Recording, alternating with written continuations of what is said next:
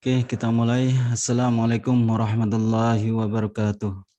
Waalaikumsalam. Waalaikumsalam warahmatullahi Oke. wabarakatuh. Waalaikumsalam warahmatullahi wabarakatuh.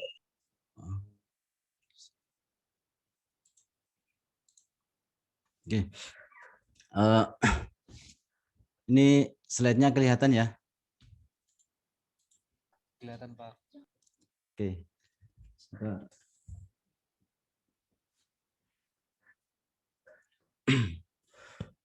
Oke, kita ketemu lagi di mata kuliah interaksi manusia dan komputer. Mungkin di pertemuan ketiga ini kita masih bahas lanjutan dari prototipe. Kemarin mungkin ada yang belum melihat mengikuti mengenai prototipe ini. Jadi nanti sekilas saya akan bahas sebentar mengenai prototipe ini. Jadi setelah itu nanti kita akan bagaimana caranya kita menyetuskan sebuah ide untuk membuat sebuah aplikasi atau web atau software untuk bisa kita terapkan nantinya, terutama di prototipenya dulu. Tuh. Jadi di minggu kemarin kita akan bahas mengenai prototipe. Sedikit saya ulang bahwa prototipe ini dibikin atau rancangan aplikasi yang sebuah rancangan aplikasi yang hampir mirip dengan bentuk aslinya. Jadi sebelum aplikasi kita dibuat, di istilahnya kalau dalam IT-nya kita dibikin codingnya, kita harus membuat sebuah prototipenya. Dan model-model pembuat prototipe ini sebenarnya tidak harus membuat aplikasi harus menggunakan prototipe. Tapi dengan pertimbangan-pertimbangan, nanti seumpama kita mau membuat sebuah aplikasi, kita menggunakan prototipe dan tidak, nanti akan berdampak pada waktu untuk menyelesaikan dari aplikasi tersebut. Jadi kalau dilihat dari sini, sekilas saja bahwa kapan sih sebenarnya prototipe itu dibuat, yaitu sebelum suatu produk itu dikembangkan atau disebarluaskan ke konsumen. Itu. Jadi tujuan prototipe sangat membantu dalam menentukan sebuah kebutuhan di tahap awal, di tahap awal pengembangan. Sebelum dikembangkan, sebelum di-coding, kalau istilah kita sering mengistilahkan kita bikin sebuah coding, itulah sebelum masuk ke coding, baru masuk ke prototipe dulu. Ini sebenarnya bisa digambarkan sebuah proses sebuah membuat sebuah software itu kan seperti lingkaran seperti ini. Dia itu mungkin mulai dari ide, setelah itu dia itu ada pengujian, uji, dan setelah itu bikin prototipe, setelah itu baru masuk ke dalam dunia codingnya, pemrogramannya, baru dari pemeliharaannya. Nah, ini bentuk lingkaran ini adalah bentuk lingkaran kalau kita sudah mempelajari dari rekayasa perangkat lunak. Ini adalah life cycle, software development life cycle atau siklus hidup dari kita membuat sebuah software. Jadi kalau kita membuat sebuah software, sebentar. Oke.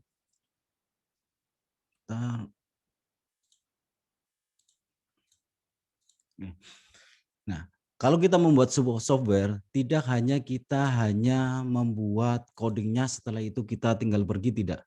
Jadi ada beberapa tahapan-tahapan. Saya kasih contoh adalah tahapan life cycle, development life cycle. Jadi di sini ada ide seperti tadi, ada sebuah rancangan atau nanti pengembangannya, baru setelah itu baru prototype. Nah, setelah itu baru dikembangkan ke coding, nah baru pemeliharaannya, maintenance. Nah, ini adalah sebuah siklus, kalau kita membuat sebuah aplikasi atau software.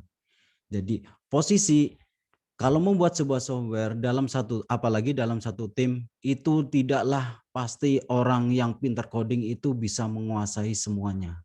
Tidaklah pasti.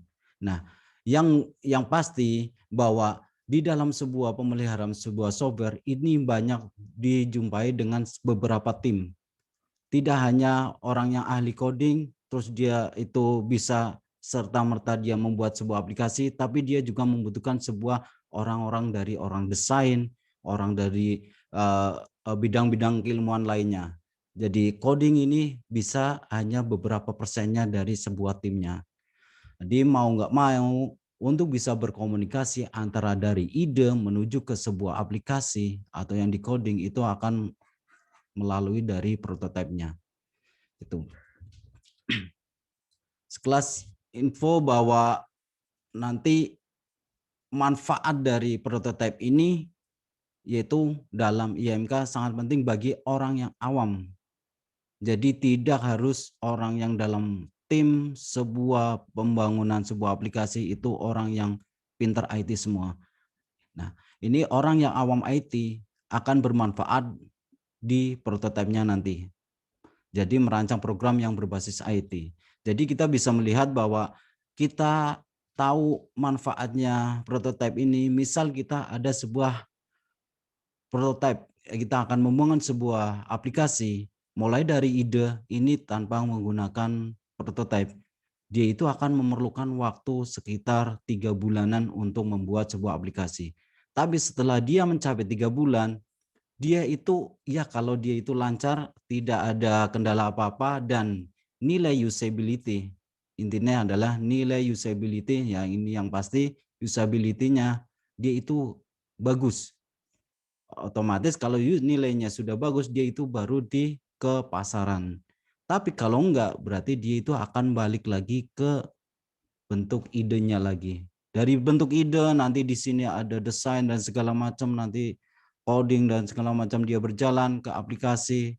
Kok tidak berjalan lagi, maka dia itu akan kembali lagi. Kembali dan itu akan memakan waktu, misal ini memakan waktu 3 bulan, dia itu akan lebih dari 3 bulan. Berarti akan lama sekali seandainya kita membangun aplikasi tanpa prototipe.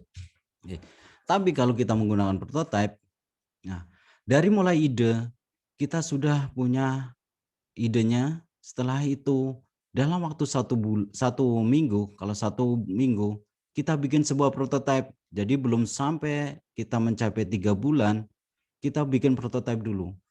Bikin prototipe, di sini ada evaluasi atau pengujian, evaluasi.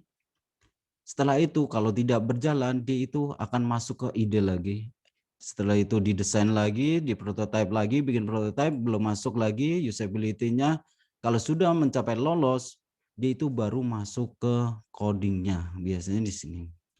Nah, dengan otomatis kecepatan dalam membuat sebuah aplikasi akan lebih cepat mencapai ke aplikasi tersebut ke pasar. Gitu. Itu kalau kita menggunakan prototipe dan tidak prototipe. Dan selanjutnya dalam membuat sebuah prototipe itu ada beberapa langkah, itu ada selain langkah juga ada metode-metodenya, ada dengan sketch, wireframe, mockup, dan akhirnya baru masuk ke prototipe. Jadi kalau kita lihat bahwa seperti ini, sketch itu istilahnya dia itu seperti hanya kertas yang dicoret-coret. Coret-coret biasa, terus dia itu dibentuk seperti kita bermain-main. Kita semua ada ide sebuah aplikasi, misal aplikasi, sebentar, sebab ini ada aplikasi seperti ini bentuknya Androidnya. Terus oke, setelah itu ada aplikasi kita membayangkan dan setelah itu kita baru coret-coret. Coret-coretnya sederhana saja, cuma hanya kotak-kotak seperti ini. Nah, seperti ini halaman ini seperti apa. Nah, dengan seperti itu kita sudah mengawali dari idenya sudah mulai diterapkan. Sebuah ide membayangkan apa-apa daripada kita ide itu hilang, maka itu bisa dengan dicoret-coret. Yaitu dengan langkah ini namanya sketch. Nah, Kalau kita gambarkan seperti di video tadi, bahwa ini contohnya kalau membuat sketch, nanti fungsinya akan seperti ini juga.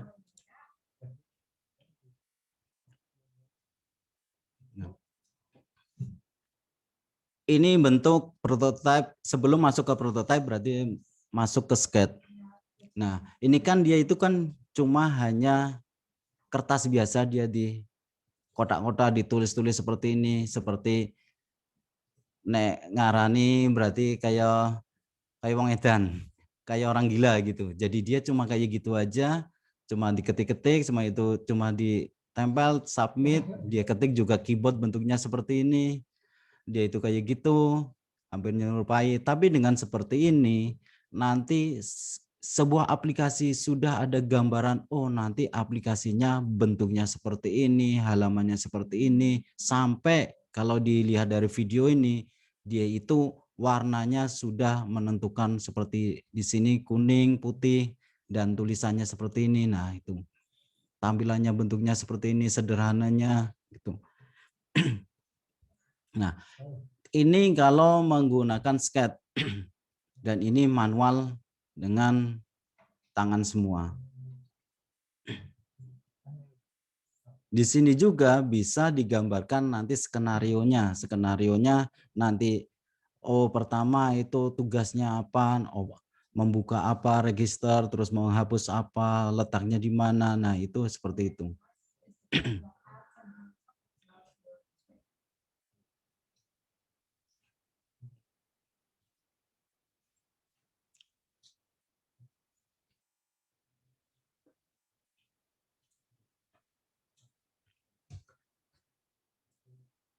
Oke, itu tadi cuma sebagai gambaran bahwa sketch itu bentuknya seperti itu.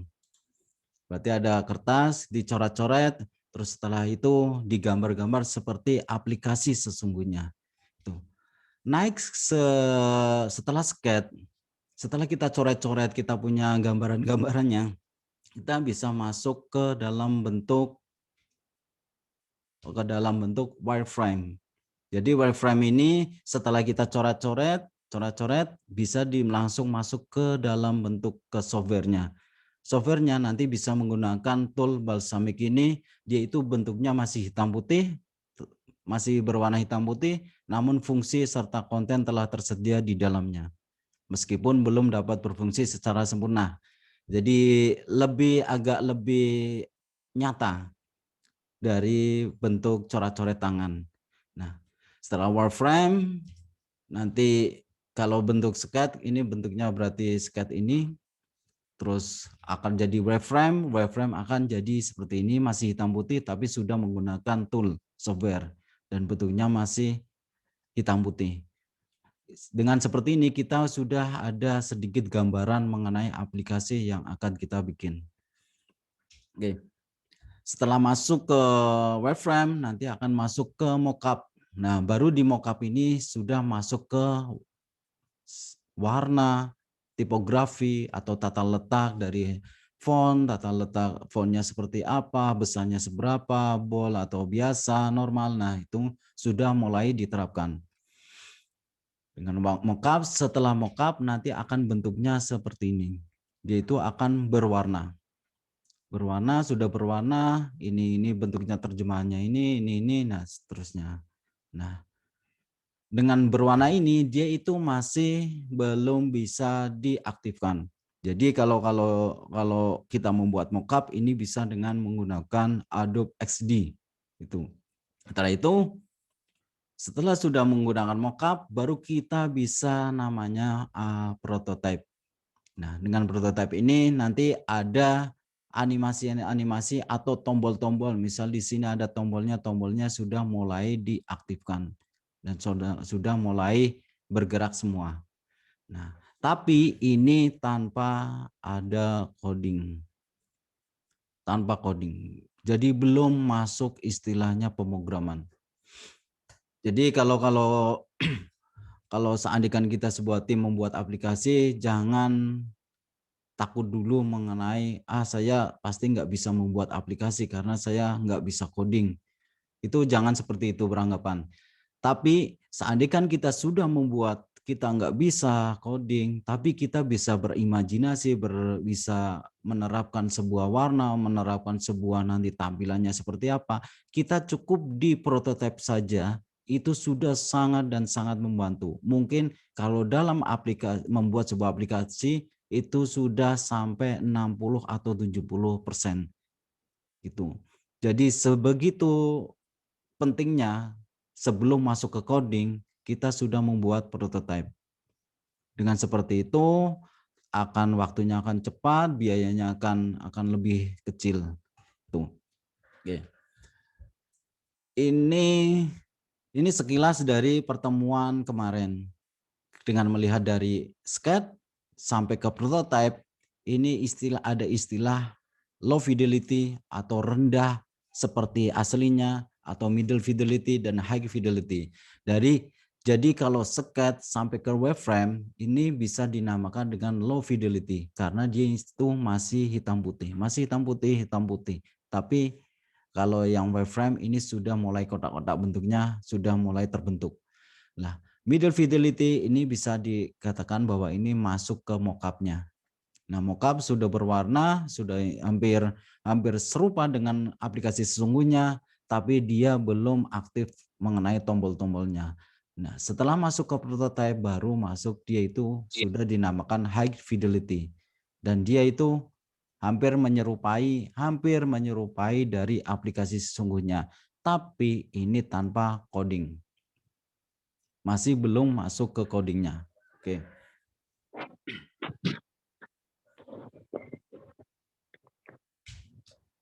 Oke. Nanti kalau ada pertanyaan, mohon saya diinterupsi saja. Jadi sebelum nanti ketinggalan jauh, jadi nanti interupsi saja untuk kalau ada pertanyaan. Oke. Ini sekilas dari pertemuan kemarin. Sekilasnya, sebenarnya hari ini saya pengen mengasih tahu bahwa bagaimana kita langkah-langkah untuk membuat sebuah ide sebuah aplikasi yang akan bikin gitu. Kemarin kan dari awal sebenarnya saya sudah memerintahkan bahwa ada gambaran mahasiswa pengen membuat sebuah aplikasi apa gitu. Tapi seandainya masih bingung nanti idenya seperti apa, masih bingung, makanya saya tuntun lagi mengenai ide-idenya sampai nanti dibikin sebuah prototipenya.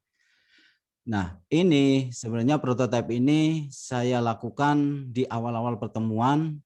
Sebenarnya ini harusnya di akhir-akhir pertemuan, tapi saya lakukan di awal-awal pertemuan. Yang penting kita menguasai dari softwarenya nanti. Adobe XD atau Balsamiq, terutama Adobe XD ini sebagai pembuat prototipenya. Nah, nanti kita bikin sebuah kasarannya dari aplikasi itu, kasaran, tapi setelah pertemuan 4, 5, 6 kita baru menyusun mengenai mempercantik-nyantiknya. Atau nanti istilahnya kita membahas mengenai pertemuan 4, misal kita membahas mengenai warna. Oke, oh bagusnya berarti warnanya seperti ini. Oke, seperti itu. Oke, warna. Setelah itu baru nanti dia itu ditambahkan menu-menu seperti apa. Bagus, berarti oke. Nah, kalau kita mengolah-olah dari prototype itu mungkin kita akan lebih mempelajari dari membedakan antara kita sudah mengetahui teorinya dan sebelumnya kita ketahui. Nah, dengan seperti itu sambil kita mengevaluasi, dengan belajar mengevaluasi. Sebenarnya nanti prototipe ini akan dievaluasi dengan beberapa user nantinya setelah pertemuan akhir-akhir. Itu. Yang pasti kalau ini nanti mahasiswa tolong pelajari mengenai Adobe XD. Kalau sudah bermain-main Adobe XD atau program prototipe lainnya, itu tolong nanti pelajari, soalnya nanti selama kita pertemuan nanti kita akan berhubungan dengan Adobe XD terus. Itu. Oke. Kita masuk ke proses pembuatan prototipe. Jadi kalau sekarang saya akan menjelaskannya bagaimana kita membuat sebuah ide, membuat aplikasi. Kalau mahasiswa semua sudah punya ide, itu nggak masalah. Nanti bisa dengan alur-alur seperti ini. Yang pasti kita adalah tujuannya adalah prototype. Tujuannya ini. Tujuannya prototype, membuat sebuah prototype. Tapi sebelum kita masuk ke sketch, wireframe, mockup, prototype, itu bagaimana sih? Yang pasti pertama adalah idenya. Seandainya kan mahasiswa belum punya ide, ya kita mencari-cari aplikasi-aplikasi yang selama ini kita buka. Jadi yang pertama adalah tentukan aplikasi apa yang akan dibuat. Tentukan itu, kalau enggak kita terapkan istilah ATM. Kita mau enggak mau kita akan menerapkan metode ATM, yaitu amati, tiru, dan modifikasi. Jadi kita misal ada sebuah website, misal apa ya, oke lah seperti antara Tokopedia dengan Edlink. Dengan Edlink pasti dia warnanya itu sama, tampilannya hampir sama. Kita bisa membedakan misal di website saja, misal.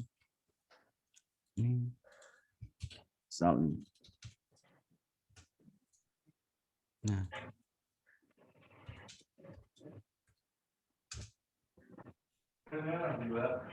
Nah, kita bisa lihat seperti ini. Kita bisa lihat. Yang pasti kalau kita melihat dari tampilan sebuah Tokopedia, dia mempunyai warna-warna yang khas, yaitu warna apa ini? Kayaknya warnanya seperti ini, pastinya. Nah, kalau kita melihat dari Edlink juga dia mempunyai warna yang hampir sama. Nah, itu bisa diaplikasikan dengan kalau kita juga bikin seperti ini. Kita harus lihat dulu, terus kita amati, baru kita modifikasi. Jadi dengan seperti itu tidak harus kita murni dari imajinasi kita sendiri. Pokoknya amati, tiru, dan modifikasi. Atau cari ide prototipe bisa juga kita gunakan di beberapa website ini.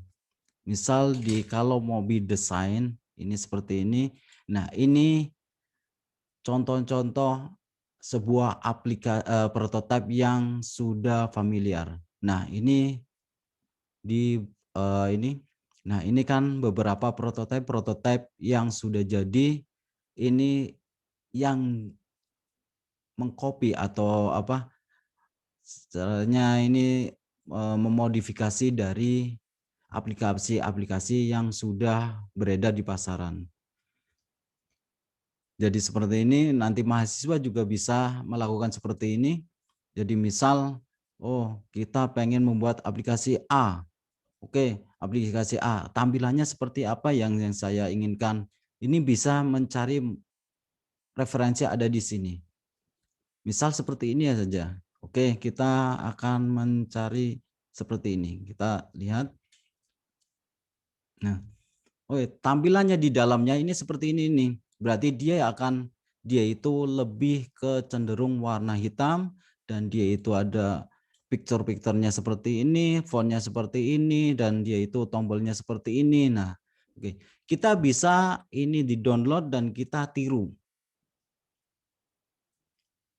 Atau teman-teman mahasiswa bisa nanti punya ide selain ini, mungkin nanti ini bisa dicari di pencarian mengenai topik-topik yang diinginkan. Mungkin topik game atau topik apa, nanti bisa dicari di sini. Nanti agak sudah itu baru di-download, baru kita mencari-cari atau yang sesuai yang bisa kita ambil.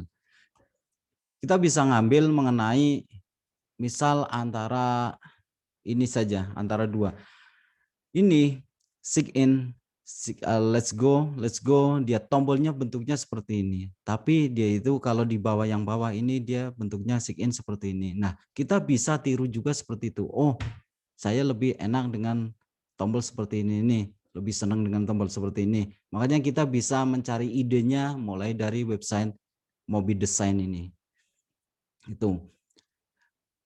Kalau bentuk prototipe kalau ini kan bentuk prototipe bentuk picture. Kalau bentuknya nanti Adobe XD yang sudah jadi itu malah lebih mudah lagi, xdfile.com. Nanti bisa dilihat di situ. Di sini sudah ada bentuk prototipe yang sudah jadi. Nah, ini bentuknya seperti ini. Bisa nanti dicari seperti apa temanya yang cocok, nanti baru misal seperti ini. Bisa di-download juga, nanti tinggal dibuka dan kita modifikasinya itu lebih mudah. Nah, ini bentuk-bentuk ini sudah Adobe XD, nanti bisa ini. Nah, juga bisa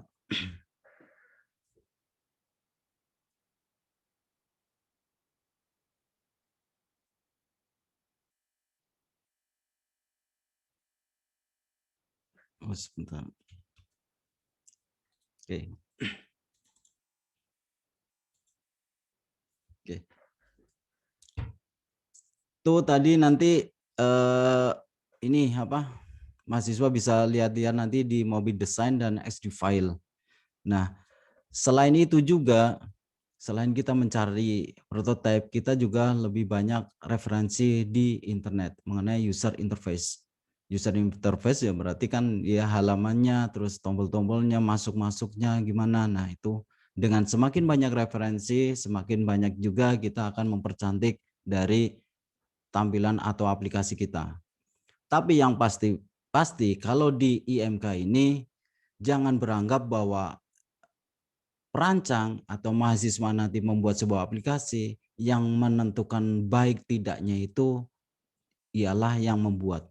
Jangan merasa seperti itu. Tapi kita semaksimal mungkin kita memperbaiki dan kita baik menurut kita sendiri. Baru setelah itu baru kita sodorkan ke user, apakah ini menurut Anda baik? Kalau baik, oh berarti ibaratnya imajinasi kita dan dengan konsumen itu akan sama. Berarti untuk lolos nanti dalam pengujian di akhir-akhir pertemuan nanti setelah prototipe itu akan tidak ada revisi lagi atau kembali ke model ide lagi. Jadi akan lurus, setelah itu baru masuk ke codingnya. Tuh. Oke, sebenarnya ini tadi sudah saya kasih contoh, tapi sebentar saya tak cari filenya. Sambil saya cari, kalau ada pertanyaan monggo.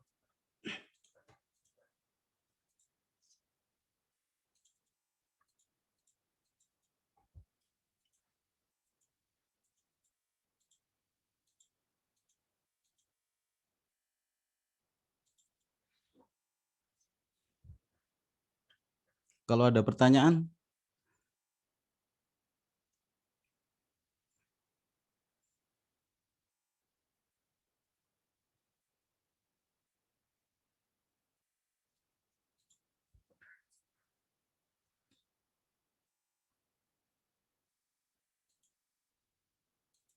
Oke, ini saya contoh file. Saya bikin sebuah prototipe yang kemarin untuk teknik informatika. Jadi contohnya seperti ini. Saya bikin di Adobe XD. Saya inspirasinya adalah pengen membuat sebuah aplikasi untuk pembelajaran sebenarnya itu. Nah, di sini saya terapkan semua mulai tadi seperti di slide ada sketnya sampai ke prototipe bentuk ini, sampai ke prototipenya ini juga bisa diaplikasikan atau diklik linknya.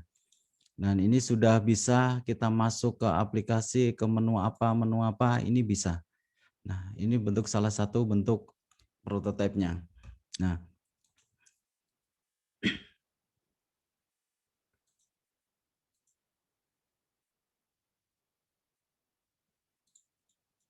oke. Semuanya sih belum aktif. Jadi ini cuma sebagai contoh saja bahwa kalau membuat sebuah prototipe ada di Adobe XD. Gitu. Ada pertanyaan?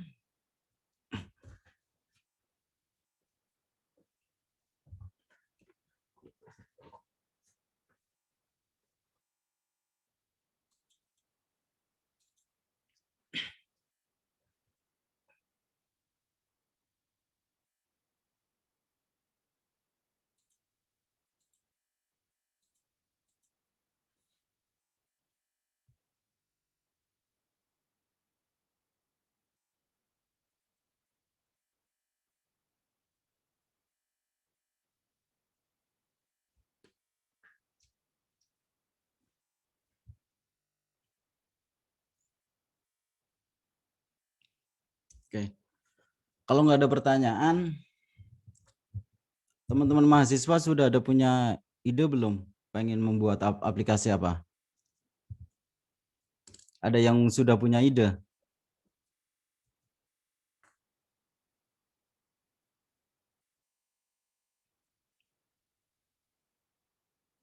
Sudah ada belum?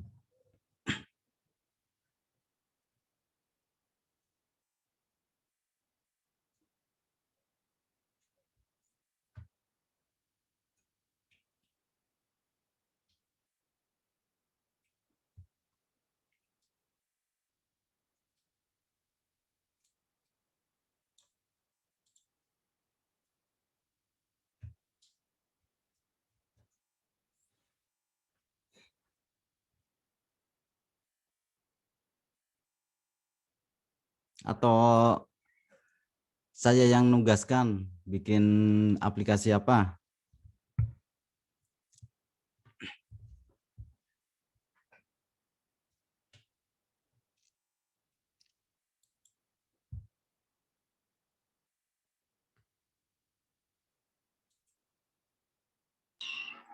Pak, izin bertanya, kalau misal seperti pembuatan sistem informasi untuk kampus gimana, Pak? Itu bisa saja. Nah, itu maksudnya seperti itu, bikin sebuah ya apa ya? Ide saya sebenarnya tadi kalau nggak ada yang punya ide, ya tak kasih tugas seperti itu semua. Nanti jadi ya udah ini aja, gini aja. Sekarang mahasiswa karena tadi belum ada ide, nggak ada yang ngasih ide, ini aja yang tadi masnya. Tolong setiap mahasiswa bikin sebuah aplikasi walaupun nanti sekedar prototype mengenai sistem informasi kampus. Khusus mungkin lebih ininya lebih khususnya nanti di sistem informasi, tapi nanti lebih umumnya ya sekitaran di kampus. Mungkin punya ide, saya punya UKM di kampus, pengen bikin aplikasi yang untuk UKM lah, oke. Atau sistem informasi perkuliahan mungkin seperti itu. Nah, monggo bikin lingkungan kampus Unuga. Monggo semuanya nanti kalau seandainya teman-teman mahasiswa sudah bisa bikin seperti itu, sebenarnya itu bisa nanti diteruskan di tugas akhir sebenarnya itu. Jadi kalau serius bikin aplikasi nantinya, nanti bisa diteruskan di skripsi. Dan itu nanti sudah, anggap saja sudah melangkah dari anggap 30% dari skripsi. Nanti itu akan mempermudah dari selanjutnya. Kalau mau diseriusi.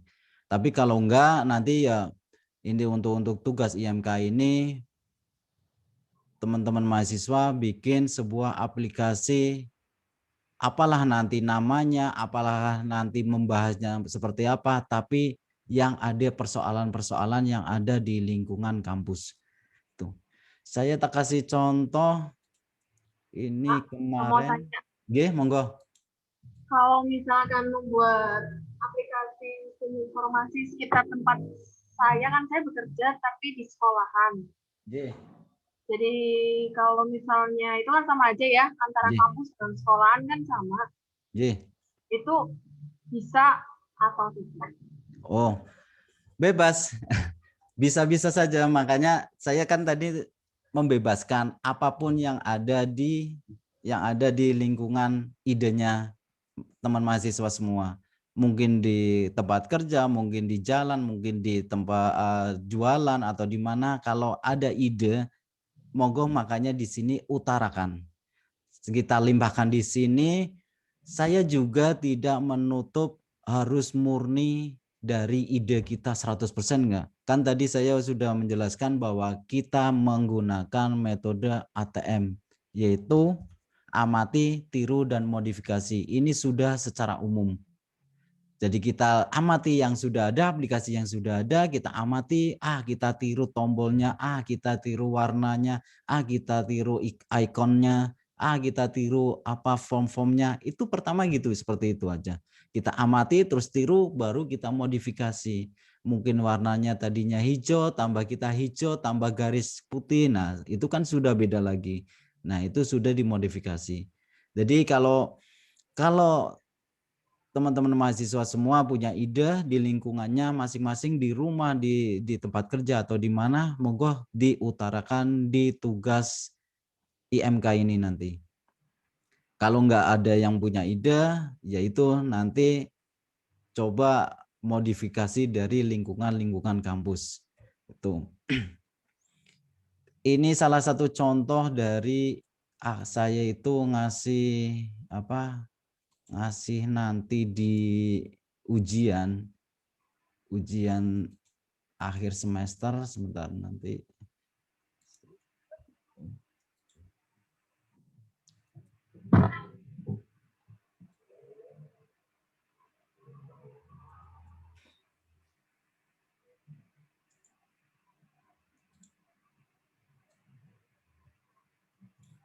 Ini saya kasih ke contoh.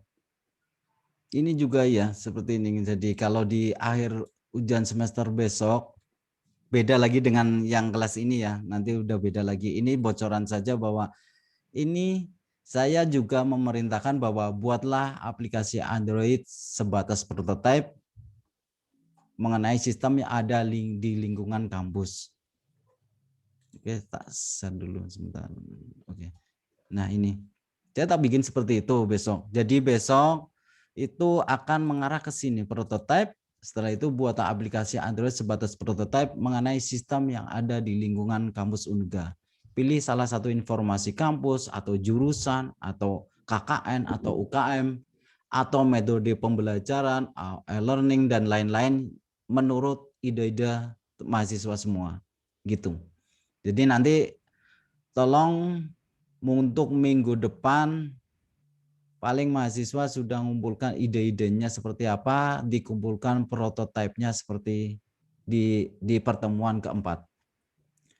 Walaupun itu sekedar ide halaman awal, misal splash-nya atau pokoknya halaman awal, berarti itu sudah mencapai idenya pertama gitu. Setelah itu nanti baru kita mulai menyusun mengenai warna, tulisan, mengenai efek-efek nanti psikologisnya, dari pertimbangan apa-apa. Nah, itu nanti kita perbaiki.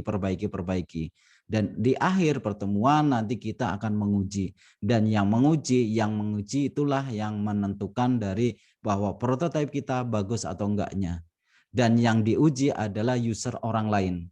Mungkin nanti kalau di sini seperti ini contohnya. Kalau ini kan nanti prototipe itu nanti diuji, metodenya ada 10 responden. Ini cuma gambaran untuk kedepannya. Jadi targetnya skornya nanti minimal ada marginal atas. Jadi kalau ada paling rendah, tengah, dan marginal paling atas. Kalau rendah berarti otomatis paling rendah dia itu harus mulai dari awal lagi, mulai dari ide. Kalau tengah-tengah itu bisa dilanjutkan ke coding atau kembali ke ide lagi. Nah, itu nanti gambaran mengenai kedepannya seperti itu. Ini. Makanya kalau bisa besok teman mahasiswa ada ide sudah diterapkan di Adobe XD. Saya nggak ngasih tahu mengenai cara bagaimana menjalankan Adobe XD atau apa, itu enggak. Itu bisa dipelajari di YouTube banyak banget. Tidak saya ajari bagaimana cara ininya, enggak.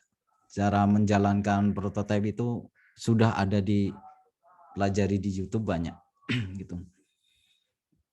Oke. Jadi semua ide-ide aplikasi monggo dicurahkan besok di tugasnya. Saya tidak menutup kemungkinan, tidak menutup dari aplikasi yang kita gunakan itu harus yang seperti ini enggak gitu.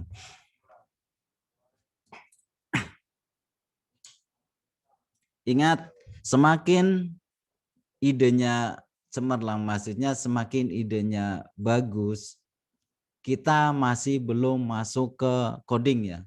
Jadi abaikan dulu mengenai coding.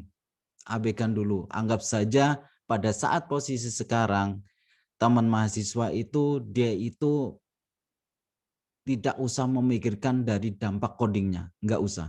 Karena kalau kita memikirkan dampak coding, kita mau bikin, misal kita mau bikin sebuah menu seperti ini, 1, 2, 3, 3.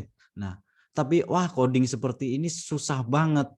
Nah, itu nanti akan menghambat dari ide kita nantinya. Makanya singkirkan dulu istilah coding. Jadi istilahnya nanti kita cuma menggambar saja sebagus mungkin dan semaksimal mungkin. Gitu.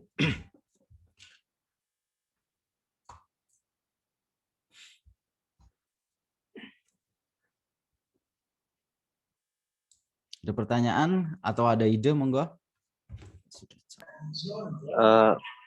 Ada Pak. Berarti kalau misal kita membuat tentang sistem informasi yang ada di kampus, misal kayak sistem informasi fakultas atau UNUGHA atau Perpus atau UKM dan lainnya, berarti bisa ya Pak? Sangat bisa sekali. Itu sangat bisa.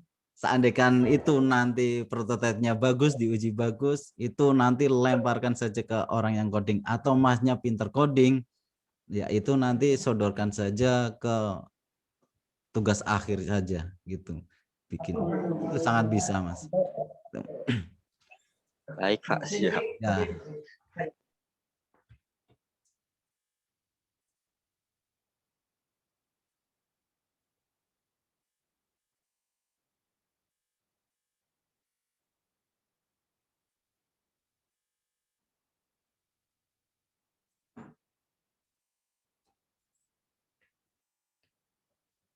Oke. Ada pertanyaan lagi?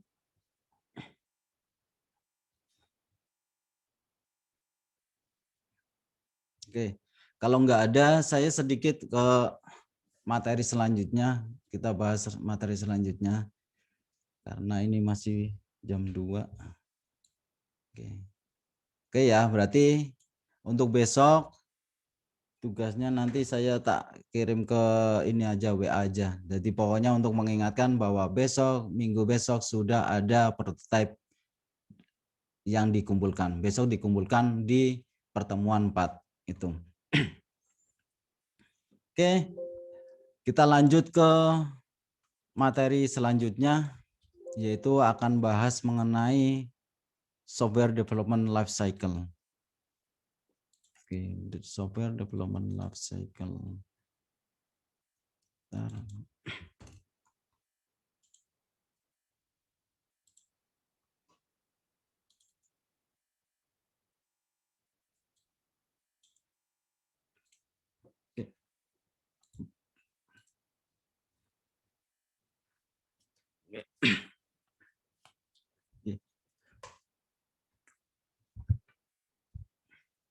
Oke.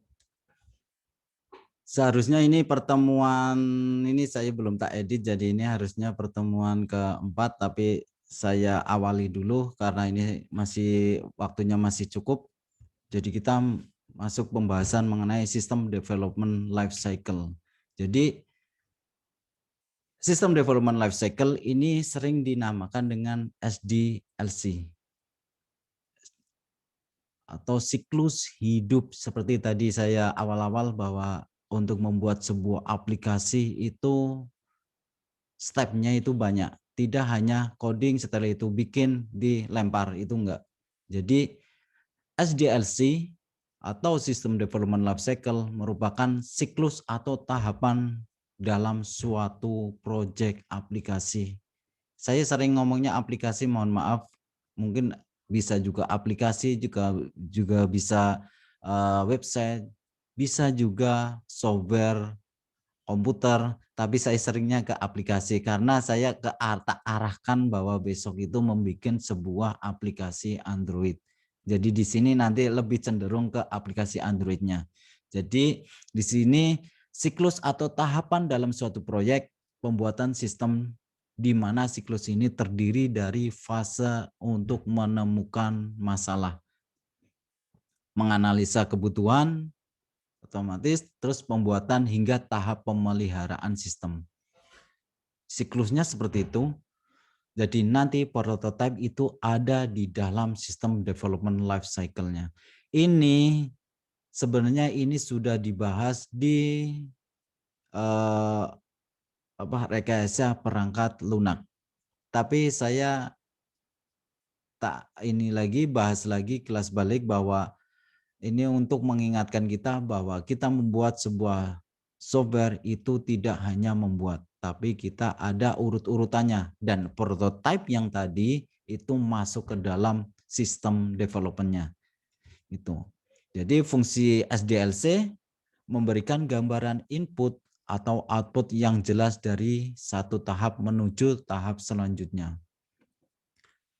Di sini kita akan lebih membahas mengenai metodenya, dan metode nanti beberapa metode, sebenarnya banyak banget metodenya, tapi kita nanti akan ambil ke metode yang mana gitu.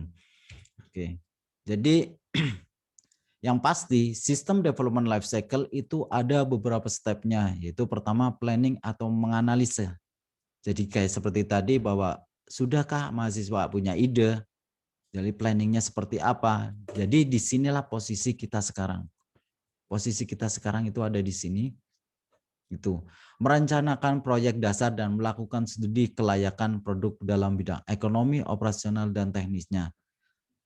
Oke, itu mungkin untuk proyek-proyek terlalu besar, tetapi kalau untuk IMK ini mungkin kita menghayal saja dulu. Hayal bagaimana nanti menggambarnya, bagaimana nanti step-stepnya. Kita nggak usah memikirkan mengenai ekonomi, bidang ekonomi dan operasional.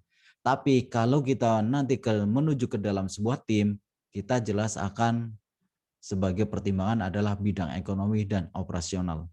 Dan hasil analisis di sini berupa kelebihan dan kekurangan sistemnya, fungsi sistem hingga pembaruan yang dapat diterapkan.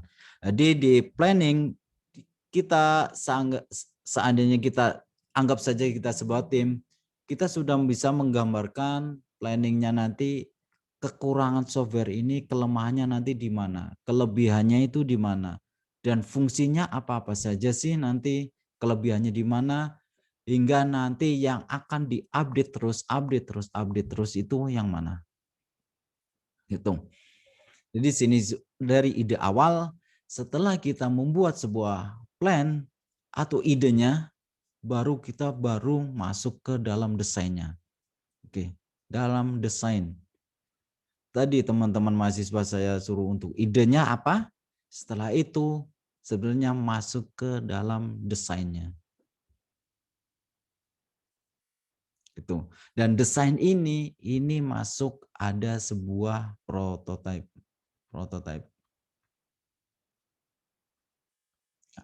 Dan desain akan menghasilkan sebuah prototype dan beberapa output meliputi dokumentasi, berisi desain pola, dan komponen yang diperlukan untuk mewujudkan proyek atau mewujudkan sebuah aplikasi yang akan kita bikin. Jadi, setelah desain atau prototype itu sudah jadi, baru masuk ke implementasi atau ini baru masuk ke code-nya. Membuat sebuah software yang mulai masuk ke dalam bahasa pemrograman. Gitu. Jadi kita bisa menggambarkan bahwa yang memplan ini itu bukanlah orang yang IT. Tapi orang IT juga bisa masuk. Nah ini kalau sini berarti kan kalau kita, apalagi kalau kita berhubungan dengan, oke lah, kita akan membuat sebuah aplikasi mengenai penjualan. Apakah orang IT itu pasti tahu mengenai sistem penjualan? Apakah tahu mengenai metode-metode penjualan? Apakah tahu? Kan enggak. Nah, di sini beberapa sub bidang keahlian itu masuk di sini. Orang IT mungkin belum masuk. Gitu. Setelah dia sudah di planning, baru dia masuk ke desain, prototype, kembali lagi dia itu yaitu bukan orang IT juga, tapi orang IT juga bisa masuk. Nah, setelah desain dan prototype yang sudah dibikin sudah lolos dari pengujian, ini baru masuk ke pemrogramannya. Oke, sudah baru masuk dan di sini mulai coding lah istilahnya gitu. Nah, Setelah masuk sebuah ini di sini sudah menghasilkan sebuah aplikasinya. Aplikasi yang siap diinstal di, misal kalau ini aplikasi berarti diinstal di Android, misal di Android. Nah, ini posisi sekarang di nomor 3 ini dia itu belum dilempar atau belum dirilis atau belum sampai ke konsumen. Setelah bikin, dia itu ada pengujian. Ini step idealnya seperti ini. Jadi diuji, jadi mencakup sistem integrated testing, yaitu dia itu menguji dari segi codingannya, menguji dari sistem fungsi-fungsinya, kodenya, softwarenya, atau istilah kalau orang nyebut itu seperti bug-bugnya.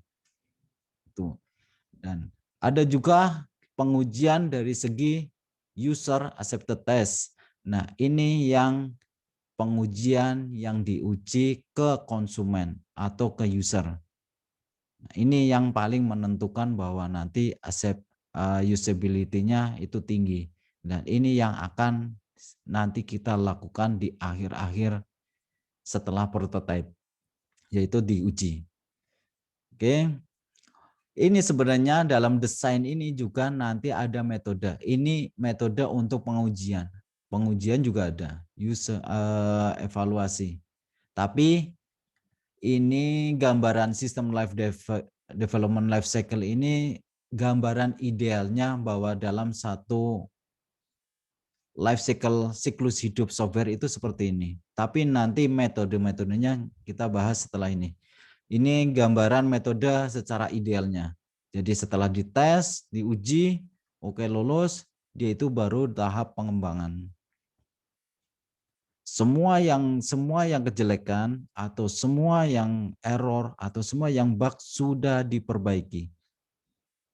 Software dan dibangun kembali sesuai dengan harapan yang ada di plan, sesuai dengan harapan. Dan sesuai dengan goal-nya lebih hampir yang anggap aja yang sudah sesuai plan awal.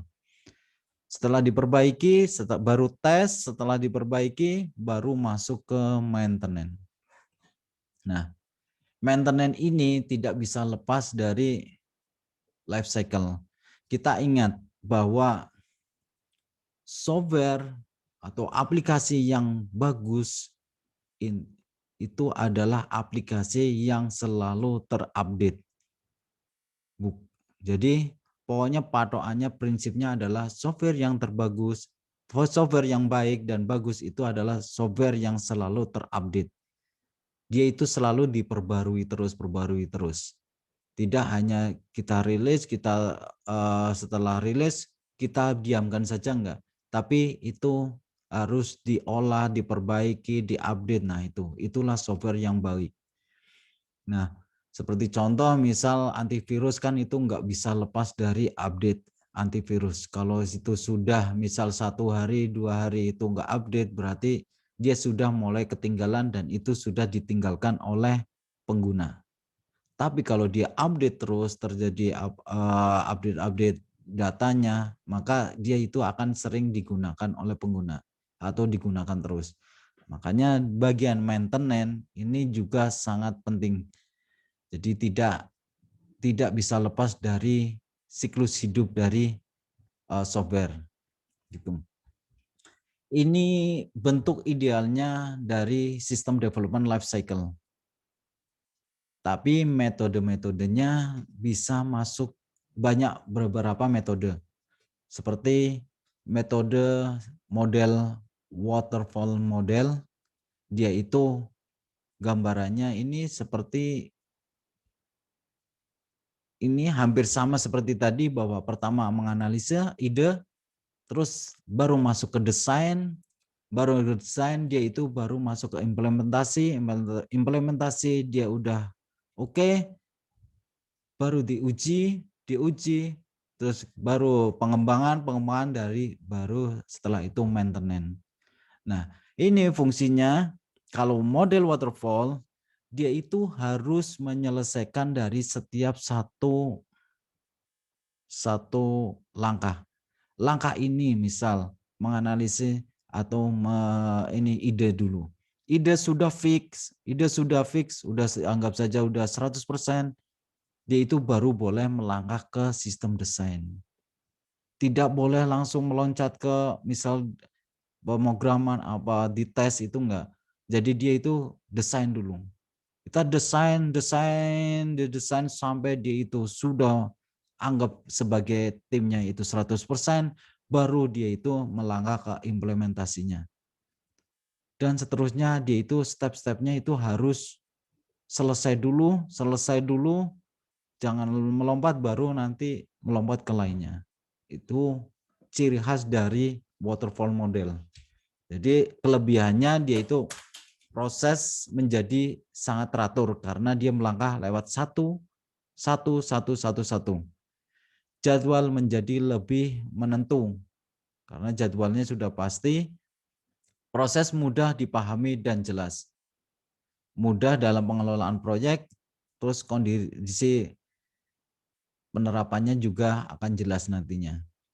Tapi ini juga ada kelemahannya, yaitu sifatnya yang kaku karena kita tidak bisa melompat dari misal langkah 1, 2, 3, 4. Tidak bisa melangkah dari 1 langsung ke tes 4, itu enggak. Kita harus melalui 1, itu kedua, ke desain, setelah itu ketiga, jadi dia itu sifatnya sangat kaku. Membutuhkan daftar kebutuhan lengkap di awal, yaitu setiap satu langkah dia itu harus dipenuhi dulu, kebutuhannya juga dia penuhi dulu, terus itu baru selanjutnya. Jadi di sini juga kelemahannya proses pengembangannya relatif sangat lama, karena tahap selanjutnya bisa dilakukan jika tahap sebelumnya selesai dikerjakan. Tuh. Yang pasti bahwa waterfall ini dia itu pasti, langkah-langkahnya pasti, tapi sangat lama dari segi pengembangannya nanti. Penerapannya, langkah-langkahnya sangat lama. Tuh. Ada juga model lainnya, System Development Life Cycle, yaitu increment model atau penambahan dari setiap langkah. Jadi contohnya gini, ini sebuah analisis. Pertama, ide, setelah itu dia masuk desain, itu seperti ideal, life cycle development yang ideal, bahwa ada ide, desain, terus code, terus baru itu tes, itu terus masuk dia itu ke pasar, langsung ke user. Ini model ini sangat rentan dikomplain ke user. Karena apa? Ini belum sampai diuji, dia sudah masuk ke user. Nah, ini sangat rentan dikomplain.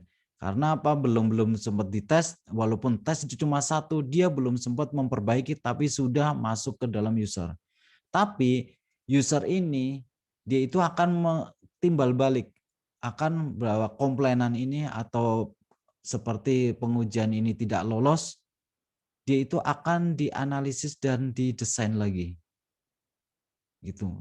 Terus dianalisis, didesain, di-code lagi, dites lagi sementara, tapi langsung dia ke user lagi.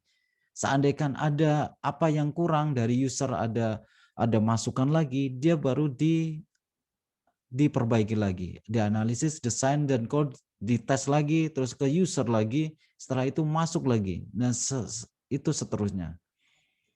Nah, ini istilahnya increment model. Misal dari langkah awal, langkah awal dia punya menu cuma 1. Oh, langkah kedua berarti dari penambahan, oh saya menunya akan menjadi 2. Ketiga berarti langkahnya menunya akan jadi 3. Nah itu berarti dia setelah dia keluarkan ke user itu ditambahkan lagi, tambahkan lagi itu. Jadi tidak, kalau tadi yang waterfall berarti kan dia itu harus 100% baik dulu, setelah itu baru masuk ke desain. Nah itu enggak, kalau ini seperti kita melompat-lompat dan kita menambahkan gitu. Jadi kalau model increment ini kelebihannya yaitu pengembangan sistem dilakukan secara bertahap sehingga akhir dari produk mampu mendekati versi yang sempurna. Tapi itu kelemahannya, kita harus siap selalu dikomplain oleh user. Itu sambil kita masuk ke user, sambil kita menguji. Nah, itu sangat beresiko bagi kalau di perusahaan. Nilai pengguna fungsional dapat tersedia dari awal, itu cuma misal tadi, misal ada menu cuma satu, oke, menunya sudah ada, tapi setelah itu kita perbaiki update, kita menunya menjadi 2 dan seterusnya. Proyek ini cocok untuk berukuran yang kecil, misal ada 2.200 ribuan baris kode.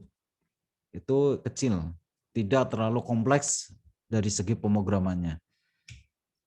Kelemahannya kesalahan pemetaan pertama, jadi kesalahan misal satu yang penambahan satu, kedua misal terjadi kesalahan, maka masing-masing tahap menjadi faktor yang mungkin akan terjadi, jadi akan beresiko sangat besar.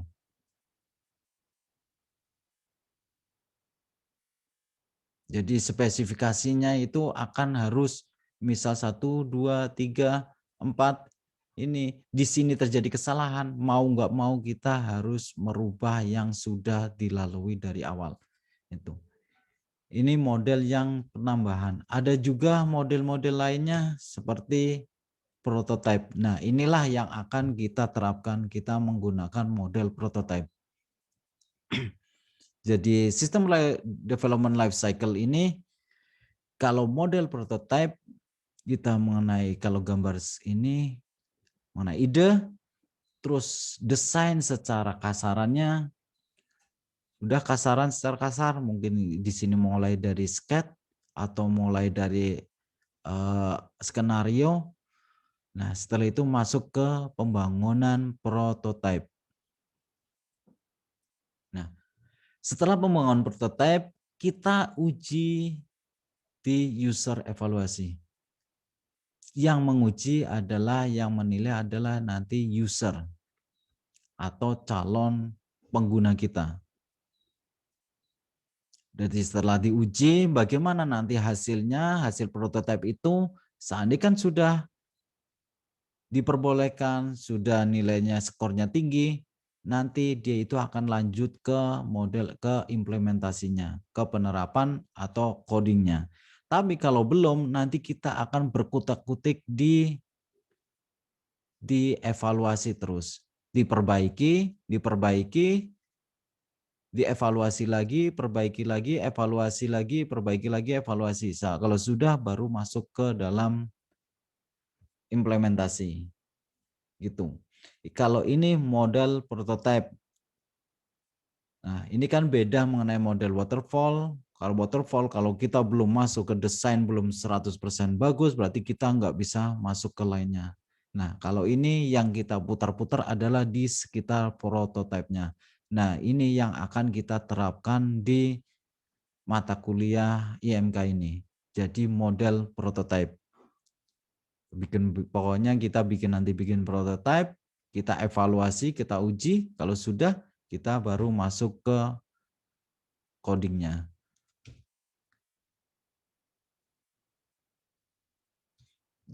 Kalau ini kelebihannya, kalau model prototype adalah sangat fleksibel. Fleksibel dari segi apa? Kalau desainnya misal tadinya desainnya berbentuk A, kok dievaluasi ke user pengennya B, berarti kita akan diubah bahwa yang tadinya A akan menjadi B. Itu B-nya setelah itu diuji lagi fleksibel, berarti kita akan mengikuti dari kemauan user. Karena user yang menentukan bahwa dia itu akan bagus tidaknya itu adalah user. Makanya ini bersifat fleksibel. Bersifat aktif karena kita berhubungan dengan user terus, sehingga user dapat melihat, merasakan, dan mengalami proses pengembangannya. Ini kelebihannya. Perbaikan kesalahan relatif lebih cepat, karena dalam kutak-kutik kita berkutak-kutik di prototype, dan lebih menghemat waktu dalam pengembangan sistem. Kelebihannya itu, terus penerapan menjadi lebih mudah karena pelanggan mengetahui apa yang diharapkan. Itu kelebihannya, tapi ini juga ada kelemahannya, yaitu mengurangi, yang pasti adalah mengurangi dari kreativitas perancangnya. Perancang seperti disuruh oleh calon user. Jadi tidak bisa berkreasi, misal kita menghayal pengen bikin seperti ini nih, misal kita sebuah perancang, kita membuat kode-kode seperti ini terus tampilannya bagus seperti ini menurut kita, tapi setelah kita dikasih ke user, oh user itu nggak membutuhkan seperti itu, dia pengennya seperti A, otomatis kreativitas kita juga akan tidak berguna. Salah satu contohnya juga misal dalam sebuah aplikasi, kok kita membuat sebuah teknologi yang sangat canggih.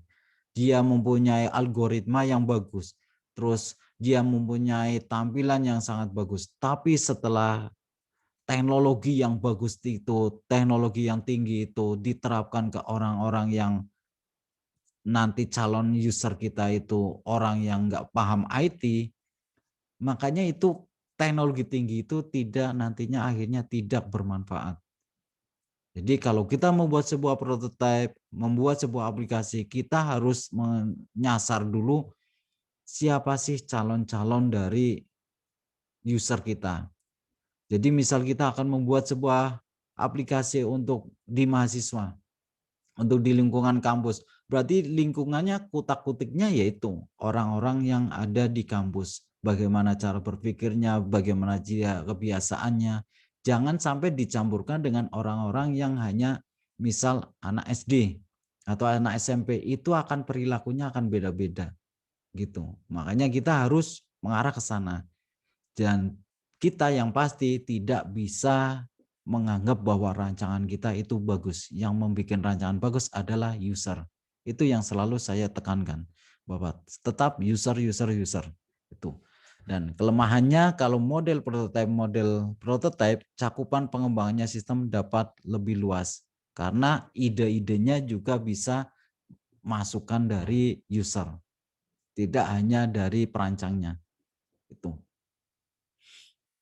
Ada juga model spiral, sebenarnya banyak banget model-modelnya, tapi ini kalau saya jelaskan semua nanti banyak banget. Spiral, ada model spiral, terus ada model V model, terus sebentar, oke. Mungkin yang jelaskan V viral ini. Kalau V model dia itu seperti setiap langkah dia itu akan diuji. Ini akan lebih detail lagi. Misal dari plan, itu mulai dari plan, setelah plan dia langsung dites, diuji. Cuma kita, misal kita bikin sebuah sket aja, kotak-kotak, kok ini sudah mulai diuji. Kalau belum oke, berarti kita akan menguji terus dari mulai the sket. Jadi setiap langkah dia itu akan diuji. Nah, kalau tadi model prototype yang diuji adalah setelah kita membuat sebuah prototype. Seperti tadi bahwa kita akan menguji setelah kita membuat sebuah prototipe di sini tepatnya. Nah, tapi kalau model V, setiap langkah mulai dari idenya dia itu akan mulai diuji. Setelah itu dari desain langsung diuji lagi mengenai desain, mungkin desain ini langsung diuji bagaimana ke user, bagaimana, terus setelah itu sistem arsitektur desainnya, terus modul desainnya, terus langsung baru masuk ke codingnya. Nah ini nggak ada model prototipenya, karena dia itu model setiap langkah dia diuji gitu. V model, setiap fase tunggal dalam siklus pengembangan ada tahap pengujian terkait langsung. Seperti tadi bahwa selalu diuji. Kelebihannya dari V model bekerja dengan baik untuk proyek-proyek yang lebih kecil, sederhana dan mudah dimengerti dan digunakan. Oke, Kekurangannya beresiko tinggi dan tidak pasti karena terlalu banyak yang diuji, sehingga kita akan berkutik-kutik di pengujian.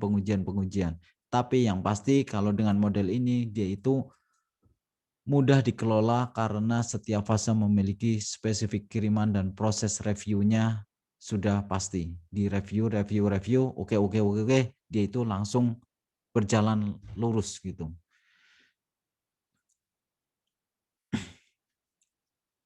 Mungkin ini mengenai sistem development life cycle, model-model siklus hidup dari software. Kalau ada pertanyaan, enggak?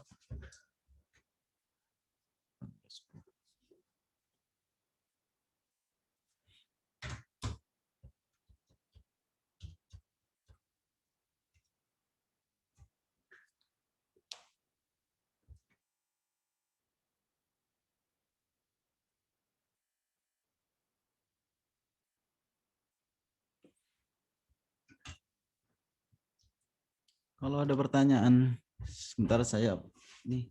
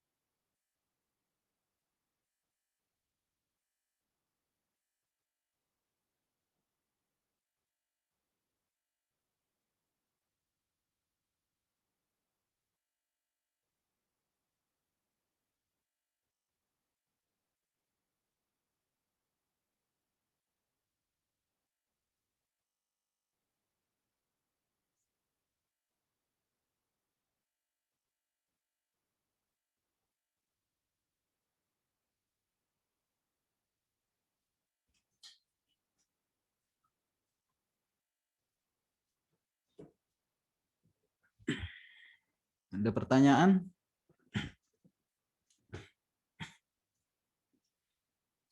Oke, kalau nggak ada, mungkin pertemuan ketiga ini cukup sampai di sini di sistem development life cycle model. Jangan lupa minggu depan mengumpulkan prototipe, gambaran prototipe mengenai ide-ide dari masing-masing mahasiswa. Pokoknya saya tidak membatasi mengenai aplikasi yang dibuat. Yang perlu diingat, kita menggunakan metode prototype ini dengan model ATM ya, amati, tiru, dan modifikasi. Tapi jangan sampai 100% ya. Jangan sampai 100%, tapi pokoknya kita modifikasi dari yang kita tiru. Tapi kalau mahasiswa pengen dari ide semuanya, dari diri sendiri juga nggak masalah. Tapi ya mungkin nanti bisa diuji, dilihat dari hasilnya di pengujian evaluasi nanti prototipenya gitu. Oke. Untuk pertemuan kali ini saya cukup sampai di sini. Saya tutup. Wassalamualaikum warahmatullahi wabarakatuh. Waalaikumsalam warahmatullahi wabarakatuh.